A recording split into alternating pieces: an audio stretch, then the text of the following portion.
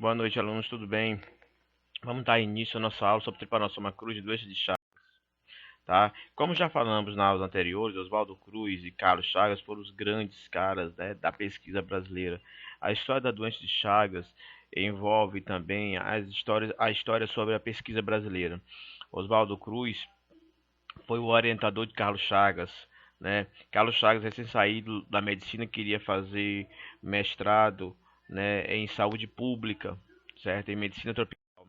E aí procurou Oswaldo Cruz e foi trabalhar na Estrada de Ferro, na região de Minas Gerais, onde estava aparecendo uma doença que ninguém conhecia identificar, certo? Nessa Estrada de Ferro, podemos ver aqui a imagem ainda da estação ferroviária, certo? Ele usou por um determinado tempo justamente para tratar alguns pacientes. E depois, posteriormente, migrou, foi para uma outra casa, certo? Aonde podemos ver aqui um casebre, né, de madeira e barro, aonde ele trabalhou por um bom tempo. Bom, ele não encontrava as pessoas doentes, mas não conseguia encontrar o parasita. Fazia exame de sangue, esfregaço, mas não encontrava nenhum parasita dessas pessoas. Um dia verificou, resolveu passear pela estrada de ferro, capturar alguns insetos, encontrou esse besouro Panstrógilo megistus, que é o besouro de Chagas, e ao esmagar encontrou essas duas formas do nosso tripanossoma, que é a forma tripamastigota e epimastigota. Bem, em homenagem ao. E mandou, fez esfregar, borou, mandou essas lâminas para o seu mentor, o Oswaldo Cruz, e sugeriu o nome Esquizotripanus Cruz em homenagem a Oswaldo Cruz. E Oswaldo Cruz achou tão legal a homenagem que ele fez, chamou a doença de Carlos Chagas. Bem, até então Carlos Chagas não conseguia saber como essa doença progredia, né? Conseguiu montar um hospital, foi o primeiro hospital nessa região, um hospital em La Sances, em Minas Gerais, certo? Muito tímido, hospital muito pequeno, né? Bem humilde, mas não encontrava as pessoas, não sabia como essas pessoas ficavam doentes, até ele encontrar essa menininha chamada de Berenice, que foi uma paciente em que ele resolveu fazer uma coleta de sangue e encontrou o parasita, o mesmo parasita que ele tirou do besouro. E aí consegue ver justamente a doença sendo transmitida e sabe agora que o besouro é o transmissor da doença. E aí ele faz todas as suas pesquisas acompanhando o desenvolvimento da doença na Berenice, né, que foi sua primeira paciente investigada. Bem, o Trypanosoma cruzi tem três formas: a mastigota, epimastigota e tripomastigota, certo? Uma delgada está na fase aguda da doença e a forma larga está na fase crônica da doença. Tá? Bom, o ciclo celular, certo? Vou mandar um link de um vídeo no YouTube que fala sobre o ciclo celular tanto no homem como no inseto, e vocês podem acompanhar esse link, tá? Da Fiocruz, é muito bom, é muito completo. Aqui nós temos as formas do besouro, da doença de Chagas, as formas do barbeiro, certo? Que ele pode variar de 4 a 5 centímetros até suas formas mais pequenininhas, que medem em torno de 1 centímetro, tá certo? São essas formas mais grandes, maiores, 3, 4 centímetros, às vezes 5 centímetros. Aqui pode chegar a 5, essa aqui pode chegar a 5 centímetros. Até as formas menorzinhas, que é essa aqui, que pode chegar a 1 centímetro e meio, tá certo? Mas todas elas são encontradas aqui no nosso Cearazão, tá? São as formas infectantes no Ceará, só no Ceará são essas aqui, tá certo? Encontradas na região ali do maciço de Baturité, em torno do maciço de Baturité. Bom, é um parasita que bebe sangue, certo? E na hora em que ele bebe sangue do paciente, o sangue passa pelo sistema digestivo dele e faz com que esse besouro defeque. E é nas fezes que você vai encontrar as formas infectantes do Trypanosoma cruzi, tá certo? Então ele vai defecar e é nessas fezes que você vai encontrar esse parasita, diferente das muriçocas, que o parasita entra pela proglosse, que vai picar a pessoa. Esse aqui não. Esse aqui sai pelas fezes. Bom, e a transmissão é direta. O besouro vai estar escondido nas casas da pessoa, principalmente casas assim, casas de pau a pique, tá certo? Ele encontra pequenos buracos, frestas, para poder se acomodar lá dentro e colocar ovos, tá certo? Aqui no caso, nesse agente sanitarista encontrou uma série de ovos do besouro do barbeiro, né, no debaixo da cama desse paciente, tá? Então ele já estava infestando dentro do próprio colchão do paciente. Bem, e como é a disseminação? Na hora que o besouro pica a pessoa, a forma infectante da tripanossoma, ele consegue passar, entrar nas mucosas. Nas mucosas ele pode cair nos linfonódulos ou até mesmo no sistema linfático, e de lá ele vai migrar para o sistema nervoso central, para o coração e para o sistema digestivo. Então é do local da infecção, aproveitando as vias linfáticas, que ele segue para esse sistema. Sistema nervoso central, coração e aparelho digestivo. Tá certo? Bom, olha só. Período de incubação é curtinho, quer dizer, curtinho não, né? É de 5 a 60 dias, né? Um período longo, né? Então, essa doença tem um grande período de incubação. Pode variar de 5 a 60 dias, depende da resposta imunológica do paciente. Ele tem algumas fases, né? Ele tem a fase aguda, aonde essa fase aguda ela pode ser assintomática total, tá certo? Não tem nenhum sintoma. Ou pode ser assintomática ou inaparente, quer dizer, ela tem algum possivelmente sintoma, mas não consegue ser relacionado com a doença de Chagas, tá certo? Tudo isso aqui depende do estado imunológico do paciente, por ele ser assintomático, tá? A infecção dissemina simplesmente pela estrela de Kupfer, tá? E outros grupos de macrófagos, tá? Pelo corpo todo, tá certo? Sintomas em gerais, como nesse caso de inaparência, geralmente é febre, astenia, cefaleia, mialgia, sintomas que não são específicos só para essa doença, né? Isso pode ser confundido com viroses, tá certo? E outras doenças mais simples, tá? Nessa fase, morte em 10% dos casos. Isso pode acontecer por um processo chamado meningoencefalite, né? Ou, no caso, uma miocardite aguda extrema. São muito raros. Isso depende da resposta imunológica do paciente, tá certo? Bom, nessa fase aguda também pode aparecer outros sintomas. E o principal sintoma da fase aguda, que infelizmente não é frequente em todos, né? Mas que quando aparece é rapidamente ligado à doença de Chagas. Se chama sinal de Romana ou sarcoma de Romana, tá certo? Sinal de Romana ou sarcoma de Romana. O que é isso? É isso aqui, tá? É um edema bipalpebral unilateral, quer dizer, nas duas pálpebras, só de um lado do olho, tá certo? Então você vê as duas pálpebras inchadas, tá? Só em um dos lados, em um dos olhos, tá certo? Isso aqui é chamado de sinal de Romana, tá? Quando ele aparece, ele é um sinal de que a pessoa tem a doença de Chagas, tá? Então a característica: edema bipalpebral unilateral, congestão da conjuntiva da pessoa. Além disso, apresenta linfodenite satérica, quer dizer, regiões de linfonódulos inchados próximos do olho, tá certo? Do paciente.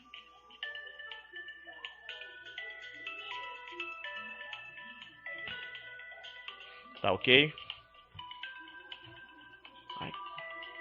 Bom, tentando desligar aqui um celular que tava tocando. Não consegui, mas agora consegui, finalmente. Peraí, desculpa que eu tô apanhando aqui o teclado.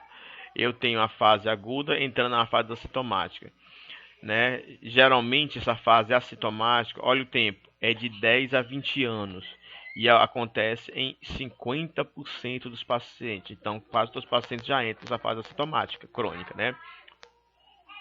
Se a pessoa fizer um exame de sangue sorológico para investigar a presença de doença de Chagas, vai dar positivo, certo? Apesar de não ter nenhum sintoma, tá ok? Daria positivo.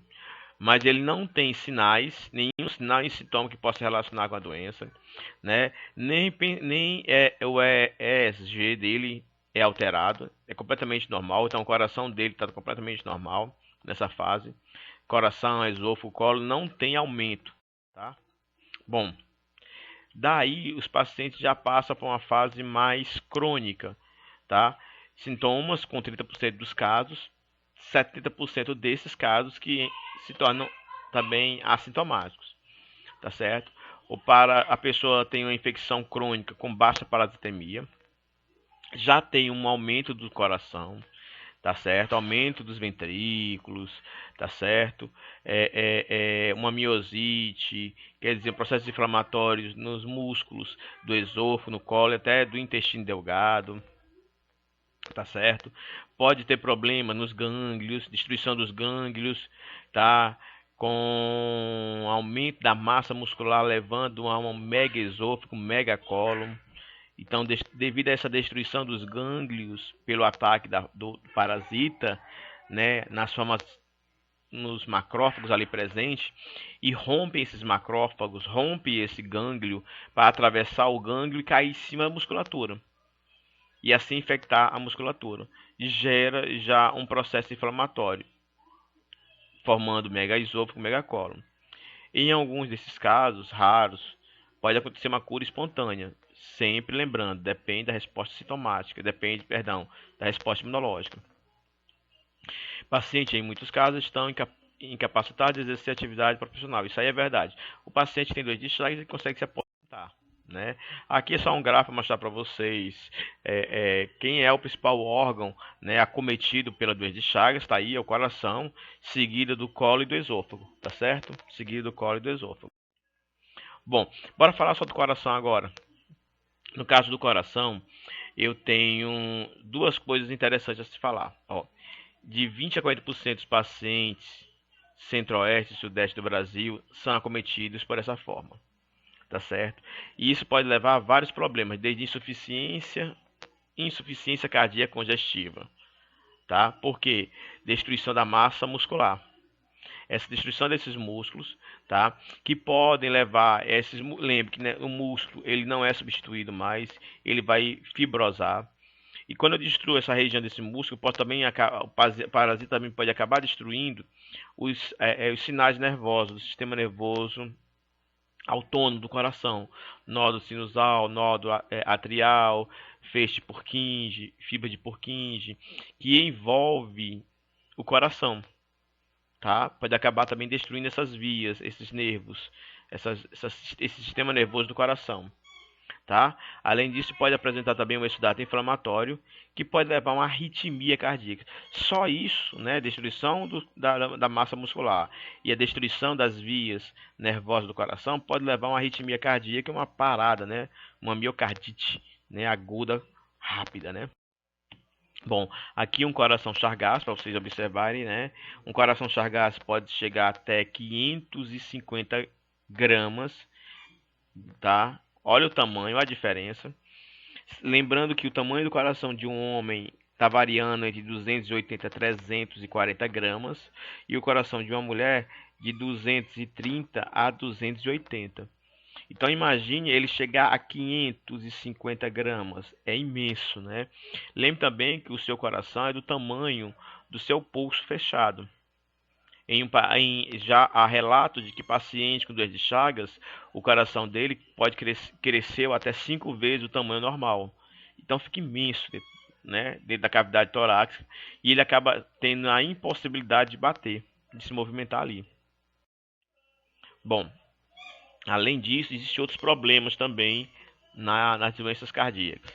Além da cardiomegalia, também pode aparecer o que a gente chama de aneurisma de ponta, né? Que aneurisma de ponta? Devido à destruição da região dos ventrículos, o sangue acaba empurrando a parede do ventrículo cada vez mais para fora, formando essa membrana aqui, ó. Isso aqui é uma membrana cheia de sangue, com as regiões da cavidade do coração que foram praticamente escavacadas, né? Foram abertas com a destruição dessas fibras. Se ela se romper, acabou-se, que é uma hemorragia extrema, tá certo? Tem também, além disso, fenômenos tromboembólicos, tá? Devido a essas cavidades, pode se formar pequenos trombos que podem viajar pela corrente sanguínea e parar em outros lugares, fora do coração, parar no pulmão, nos rins, no baço, no encéfalo, e isso pode ser responsável por morte súbita, que acontece às vezes em pacientes com com doenças de Chagas, tá? Só para mostrar para vocês o tamanho, do peso do coração com doença de Chagas, tá certo? Hipertrofia das paredes do ventrículo e do átrio, né? Ele vai tentar crescer, lembre, ele não vai aumentar em número, ele vai aumentar o volume, né? Tentar. Pode acontecer também dilatação dos anéis das válvulas tricúspide mitral. Se há essa dilatação, elas não conseguem mais fechar. Isso compromete a circulação do sangue, né? A entrada e a saída do sangue, que pode também levar a uma arritmia, tá? Além disso, né? Olha que parasita interessante. Além disso, o próprio parasita ele possui antígenos em sua superfície que, quando viaja pela corrente sanguínea, ele solta. Alguns desses antígenos podem gerar uma resposta cruzada com receptores em nosso corpo. Existe já histórico de que alguns pacientes com doenças de Chagas, certo, desenvolveram doenças autoimunes, principalmente contra receptores beta-adrenérgicos, né, lá no coração. E aí, meninos e meninas, é só fazer uma revisãozinha de farmacologia, o que esse receptor beta-adrenérgico faz, né? Ele vai controlar, né, o movimento cardíaco, a frequência e o batimento cardíaco. Então agora, os anticorpos que atacavam o parasita, né, agora atacam esses receptores, né, diminuindo agora o movimento e o batimento cardíaco. Nada ao megaesôfago, né? Disfagia, odinofagia, dor retroesternal, regurgitação, pirose, que é aquela azia intensa, soluço, tosse e cialose. E Eduardo, eu não sei o que significa essas palavras, não. O que significa essas palavras? Meninos e meninas, TED, vão procurar no YouTube e coloquem nas suas anotações, né? O que é disfagia, o que é odinofagia, vão procurar, vão verificar, né, para a gente estudar isso aí.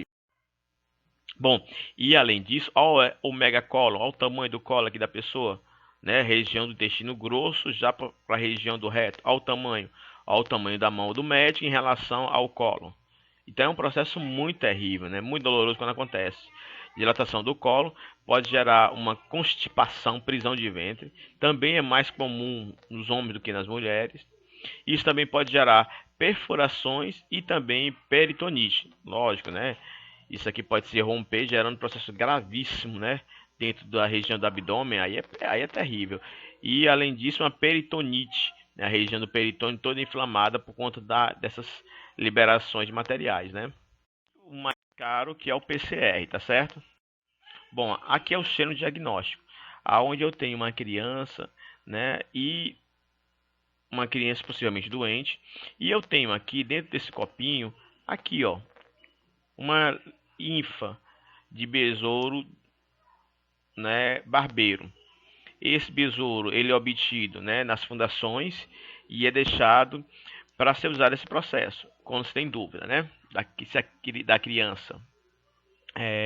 Esse besouro ele é naive, tá certo? Quer dizer, ele não tem nenhuma doença. E aí se coloca o besouro em contato com a pele da criança, vai deixar o besouro sugar a pele da criança, sugar o sangue da criança. Passa-se alguns dias, tá certo? Esmaga-se esse besouro depois e faz um esfregaço para encontrar se dentro do besouro eu encontro as formas do barbeiro, tá certo? Profilaxia. Profilaxia. Controle do barbeiro, melhoria das habitações rurais, controle do doador de sangue, tá certo? Vacinação. Isso aqui é o tratamento. São esses dois medicamentos utilizados para tratar a doença de Chagas.